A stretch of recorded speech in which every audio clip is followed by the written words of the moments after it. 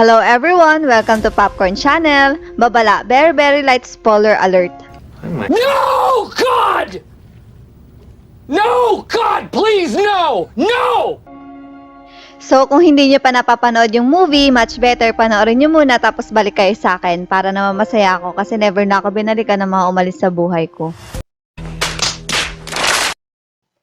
So today, ang kikwento ko ay ang latest disaster film of 2020, ang Greenland. Actually, summary ang kikwento ko at maraming part ng movie ang hindi ko ipapakita para naman kung gusto nyo panoorin yung full movie, andun pa rin yung excitement, okay?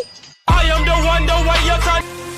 So tara, oy si Gerald Butler, este si John Garrity. Pag movie talaga niya kabang-abang eh. Siya ay isang Scottish structural engineer na naninirahan sa Atlanta, Georgia, kasama ang kanyang asawa na si Allison at ang kanilang anak na may diabetes si Nathan. Umuwi siya galing trabaho para makapag-usap sa asawa niya. Nang babae kasi siya kaya hindi pwedeng dumabi kay Allison. Mga lalaki talaga.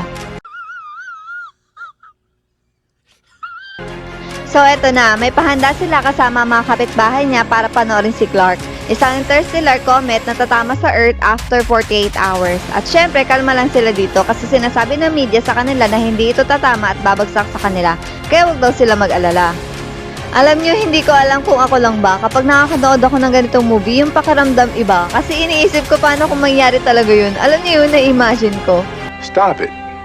Get some help. Pagdating nila sa grocery store, napansin ni John at Nathan na isang fleet ng mga military cargo jet na papunta sa north. Labis na yung kinagugulat nila. Habang naglalakad sila sa store, nakatanggap si John ng isang presidential phone alert at automatic phone call na ipinaalam sa kanya na siya at ang kanyang pamilya ay napili para sa emergency shelter. Pagkatapos na nagmadaling umuwi si John. Naguguluhan din ba kayo? Bakit nga ba napili si John? Noong una nagtataka din ako, tapos yun napag-alaman ko na yung may mga profession lang ang mga napili dahil si John ay isang structural engineer at syempre hindi siya pwedeng mamatay dahil kailangan nila ito. Siguro kung andun ako, hindi rin ako mapipili eh. Wala kasi akong ambag sa lipunan. Joke lang. Ewan ko, bakit sinasabi ng media sa mga tao na huwag sila mag-alala pero bigla na lang nagbago ang lahat nang malaman nilang tumama ito sa kanila at nagkaroon ng shockwave na kumalat sa lugar. Si John ay muli nakatanggap na isang automatic call na ipinapakita rin sa TV sa harap ng kanyang pamilya at mga kapitbahay at sinasabing lumikas sa sila at pumunta sa Air Force Base. Alam niyo siguro kailangan ko na maging kapakipakinabang para kung mangyari man ito sa totoong mundo, isa ako sa mapipili. So alam niyo na, alam nila na mangyayari ito pero hindi nila sinasabi sa mga mamamayan. Dahil kung hindi, bakit may mga napili na naililigtas, diba? Gigil ako, ipigilan niyo nga ako. Alam niyo, nakakaiyak yung part niya na sa lugar nila ang pamilya lang ni John ang napili at hindi alam ng mga kapitbahay niya kung saan sila pupunta. Ang sakit sa puso kahit napalabas lang to. Sa oras na ito, nagpapanik na ang mga tao dahil nag-announce sila tungkol sa pagbagsak ng kometa. Napakasamang sitwasyon, maraming mga meteorite ang mahuhulog sa lupa at maaari nitong sirain ng isang lungsod. Sa susunod na 48 hours, libo-libong mga fragment at tatama sa mundo. Ang pinakamalaki sa kanila ay isang planetary killer. Direct ang babagsak sa US. Hindi alam ni John ang iisipin niya. Natutuwa dahil siya ay napili ng gobyerno. Natatakot syempre dahil sa ilalim ng nasabing sakuna, ang iba talaga ay wala ng pag-asa na mabuhay. Alam niyo ang lungkot ng part na to. This feels a lot like hell. Sa wakas, nakarating na sila sa airbase. Na-imagine ko dito na baka mahiwalay yung anak nila sa kanila pero hindi. Hinanapan sila ng QR code at kinumpirma na sila ay napili at pagkatapos naman binigyan sila ng bracelet na magsisilbing ticket pass. Bago pa lang sumakay, nalaman ni John na ang insulin ni Nathan para sa diabetes ay wala sa bag. Bumalik agad si John sa labas para kunin ang gamot. Alam niyo yung feeling na dalihan mo, bilis, kasi baka maiwan siya. Tapos yun, pagbalik niya, hindi niya makita sila Allison. Pinalabas sila Allison dahil bawal ang may sakit. Akala ni John nakasakay na sila kaya sumakay na din siya. Nang malaman niya na bawal sumama ang may mga sakit at yun na, nataranta na siya at lumabas siya agad. Pagkalabas niya, nagkagulo na ang mga tao kasi nakapasok na yung mga hindi napili at sumabog ang isa sa sinasakyan niya pero nakaligtas naman siya. Dahil sobrang nagkagulo na wala ng chance mahanap ni John sila Allison dahil din dito nagkahiwalay na silang tatlo. Bumalik si John sa sasakyan kung saan niya ito iniwan at nakita niya may iniwan note si Allison. Yung pakiramdam niya dito biglang lumuwag. Sinabi ni Allison na siya at si Nathan ay patungo sa bahay ng kanyang ama. At dahil lang hina na si Nathan at wala silang insulin, nakakita sila ng butika at pumasok sila dito para maghanap ng gamot nang may biglang barilan silang narinig. Mga gangster sila, ewan ko bakit pinagpapatay nila yung mga tao sa loob. Kinabahan ako dito kasi akala ko mamatay si Allison. Naawa sa kanila isang lalaki at pinatakas sila. Whew! Matapos makatakas, sina Allison at Nathan ay sumakay sa mag-asawang Rat at Judy na papunta rin sa North. Sinabi sa kanila ni Rat na dadalhin nila ang mga ito hanggang sa Knoxville. Samantala, nagkaroon ng interes ang mag-asawa sa bracelet ni Allison at pinalabas nila ito sa sasakyan. At yun, kinuha nila si Nathan. Syempre, alam nyo na, para makaligtas, magpapanggap silang magulang ni Nathan. Hindi alam ni Allison ang gagawin niya.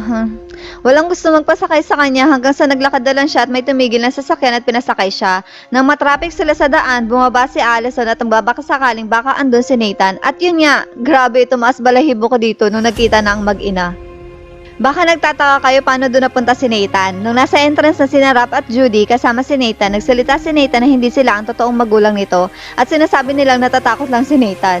At dahil doon ninis ka ng bracelet nila, ayun, todas na. Kaya ayun, naligtas din ng militar si Nathan. Oh ha?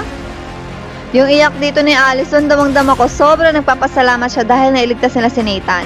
Si Jan ay naghahanap ng masasakyan at nakakita siya ng truck na papuntang north kung saan nalaman niya sa isang binata na nagngangalang Colin na ang militar ay lumilipad papunta sa bunker sa Greenland.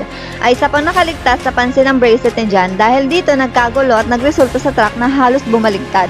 Nakakainis, namatay si Colin dito. Gusto kasing kunin na isa niyang kasama ang bracelet ni Jan at syempre self-defense kaso napatay ni Jan yung isa pero di naman niya sinasadya yun.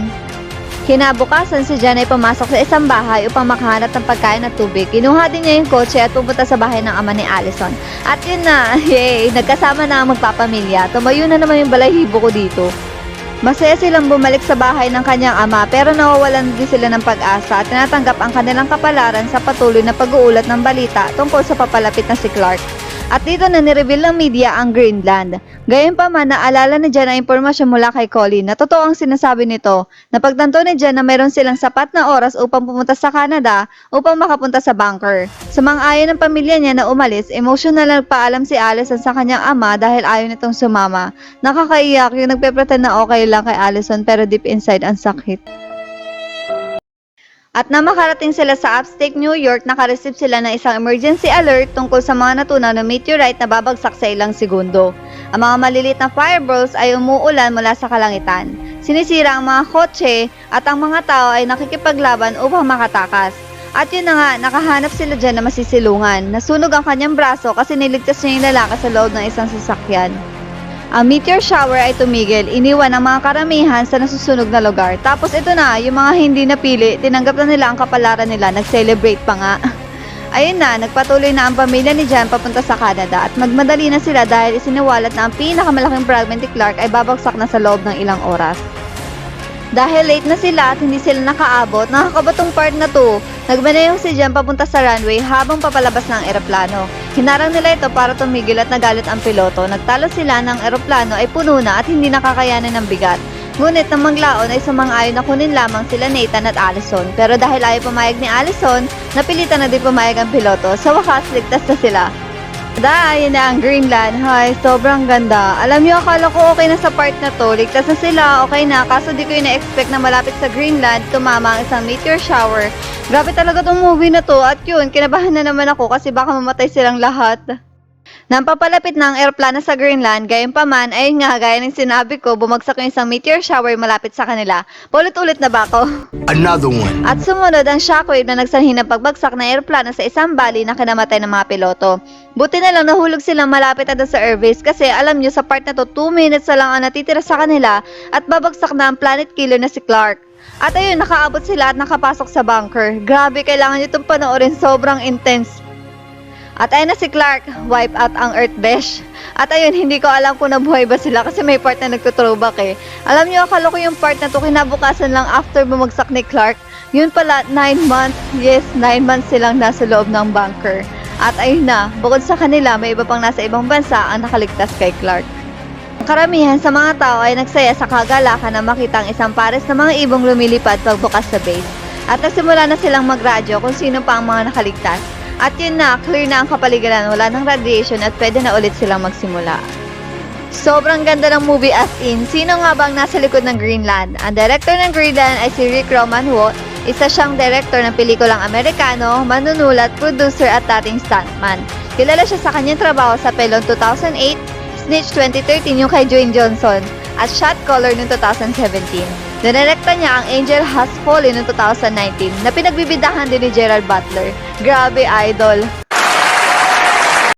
Siguro, alam niyo naman na yung mga movie na yon at kung i-research nyo, sobrang dami na rin niya nagawa. Hindi ko na isa-isahin dahil ang dami. Kay Gerard Butler naman tayo, alam niyo ba na hindi lang ito ang movie niya tungkol sa disaster film? Napanood ko na din yung isa, yung Geostorm, meron nun sa Netflix, sobrang ganda din nun. At kung fan kayo ni Gerard, grabe, sobrang dami na din niya nagawang movie. So sa tingin ko ito yung top 10 for me. Para sa akin na, pero pwede na rin para sa'yo. Number 10, Olympus Has Fallen. Number 9, Machine Gun Preacher. Number 8, P.S. I Love You. Number 7, Den of Thieves. Number 6, Chasing Mavericks. Number 5, The Phantom of the Opera. Number 4, Rock and Rolla. Number 3, Hunter Killer.